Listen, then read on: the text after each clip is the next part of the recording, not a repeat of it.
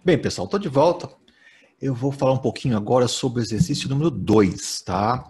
Então, nos próximos vídeos, eu vou fazer algumas explicações sobre o exercício número 2, que, como eu já disse para vocês, para a gente fazer uma programação no programa de linguagem numérica, né, como o Octave, a gente precisa ter um objetivo, não existe uma fórmula pronta, todo script tem que ter isso, aquilo, né? Não, eu não consigo pensar desse jeito, né? Para mim tem que ter um objetivo, eu preciso ter um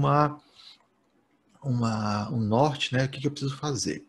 Então, eu vou fazer um script agora que eu vou chamar de tit curva, né? Curva de titulação. Então, para isso, eu vou usar como pano de fundo uma titulação de um ácido fraco, monoprótico, por exemplo, o ácido acético, né, que todo mundo conhece, tem lá no vinagre, né, a velha história do vinagre, com uma base forte. No caso aqui vai ser o NaOH, concentração de ambos 0,1 mol por litro, o volume do ácido acético que está lá no Erlenmeyer, é o ácido fraco, tá? 50 mililitros, tá? Então esse vai ser o que nós vamos fazer. Mas antes de continuar, eu vou escrever algumas coisas para a gente poder entender, né? Tudo tem que ter um embasamento. Então, quando a gente vai fazer uma titulação de um ácido fraco com a base forte, a gente tem a região número 1. A região número 1 é quando o volume de base é zero, né? A gente só tem no Erlenmeyer o ácido fraco. Então, qual que é o pH desse ácido fraco que está no Erlenmeyer antes de eu adicionar o NaOH, né? Então, a curva de titulação eu vou ter no eixo X o volume do titulante, que é o que está na bureta, e no eixo Y eu vou ter o pH após cada adição.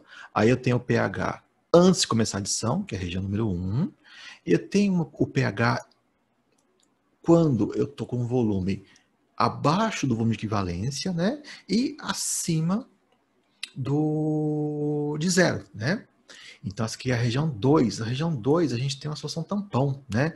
Eu tenho um pouco do ácido fraco remanescente e eu comecei a formar a base conjugada, que no caso aqui é o acetato. A região 3, quando o volume da base é exatamente igual ao volume de equivalência, né? Aí nós vamos ter um processo de hidrólise, né? O acetato formado vai quebrar a água e liberar o OH- em solução. Com isso, o pH vai ser acima de 7, tá? E depois a gente tem a região 4, quando o volume da base, né? O volume da base, deixa eu consertar aqui, é superior ao volume de equivalência, né? Ou seja, a gente tem um excesso de OH- e a gente vai determinar o pH de uma solução da base forte, tá bom? Então, essa é a ideia desse script que eu vou fazer, tá? Mas antes da gente ir para o Octave, a gente vai escrever algumas coisinhas, tá? Então, me acompanhe aí nos próximos slides. Olá, pessoal. Então, vamos voltar aqui na história da nosso script sobre a titulação. Então, vamos analisar região por região. Vamos começar pela região 1, ou seja, aquela região onde o volume da base é igual a zero, tá? Então, nessa região, a gente tem o ácido fraco, ele está parcialmente dissociado, liberando H+, e a sua base conjugada. Tá? Eu estou omitindo aqui o aquoso, né? A gente está sempre falando de soluções aquosas, mas eu estou omitindo aqui por enquanto, tá bom? Bem, então, com isso, a gente pode fazer o que nós chamamos de tabela início, variação e equilíbrio. Vamos trabalhar então com uma concentração de 0,1 mol por litro. Então, no início, a gente não tem nada de H+ e de base conjugada dissociado.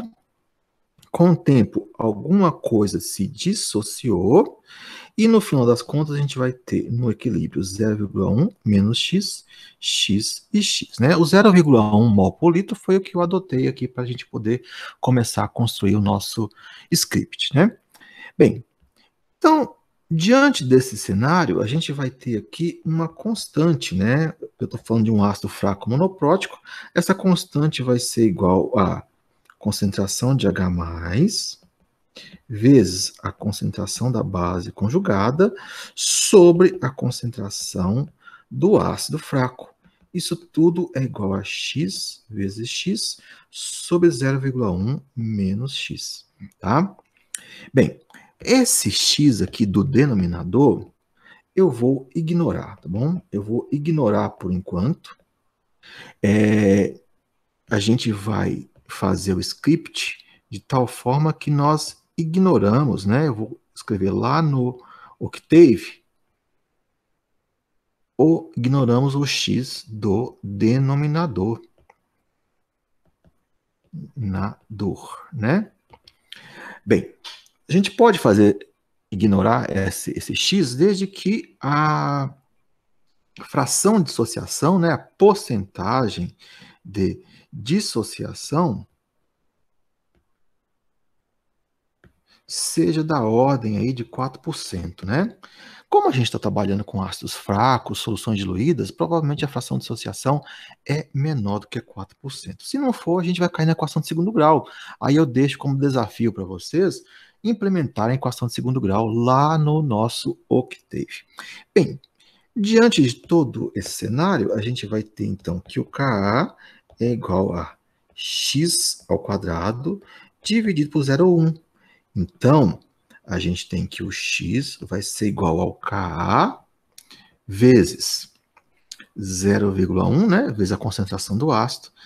Tudo isso tira a raiz quadrada, né? Então, a gente simplifica, a gente não cai numa equação de segundo grau.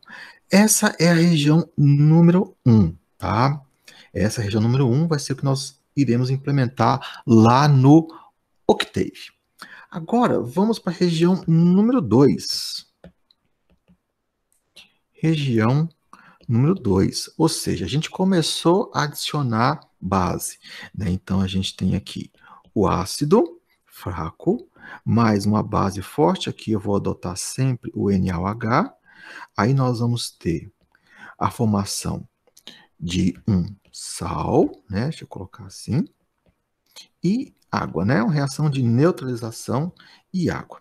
Então, no início, eu tenho aqui, ó, vamos trabalhar sempre com concentração de 0,1 mol por litro. No início, eu vou ter aqui 0,1 mol por litro do ácido. Vamos supor que o volume, né, a concentração aqui, 0,1 mol por litro. E o volume, o V, de 50 mililitros, né? É isso que nós tínhamos colocado anteriormente. Então, eu vou ter, olha, 0,1 vezes 50. E vamos supor que eu adicionei aqui 10 mililitros de NaOH, né? Então, eu adicionei aqui 0,1 também, é o NaOH, só que adicionei 10 mililitros. Então, com isso, eu vou ter uma quantidade de miliequivalentes, né? Uma quantidade aqui de miliequivalentes.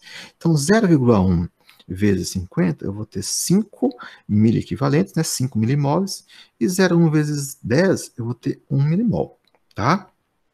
Com o passar do tempo, o NaOH é o reagente limitante, então eu vou ter aqui, ó, menos 1, formou um aqui, formou um de água também, só que a água ela é meio constante, né? É o solvente da solução. E lá no equilíbrio, eu vou ter 5 menos 1, 1 menos 1 e 1, tá? Isso aqui, então, vai dar 4, aqui vai dar 0 e aqui vai dar 1, tá? Bem, então com isso nós vamos ter uma solução tampão, né? Nós temos ácido e nós temos a sua base conjugada, né? Solução tampão é formada por um ácido fraco e o seu sal proveniente de um ácido, de uma base forte, né? Então o pH vai ser igual ao pKa mais o log de base conjugada dividido pelo ácido fraco, né? Essa aqui é a famosa equação de Henderson-Hasselbalch. Então, entenda o seguinte, ó, quando a gente chegar na região 2, a gente vai entrar num loop, né? Aqui a gente vai ter um loop. A gente vai fazer esse loop desde volume de base maior do que 0 até volume de base, volume de base menor do que o volume de equivalência, né? A gente vai ter sempre esse loop. E esse loop a gente vai implementar lá no nosso Octave, tá bom? Bem, eu vou parar esse vídeo por aqui e daqui a pouco nós vamos lá para a região de número 3, tá? Se estiverem gostando, curtam o vídeo, divulguem para os seus colegas, cliquem no sininho para vocês receberem notificações, tá bom? E prossigam aí assistindo que vai ter coisas muito interessantes daqui para frente. Um abraço.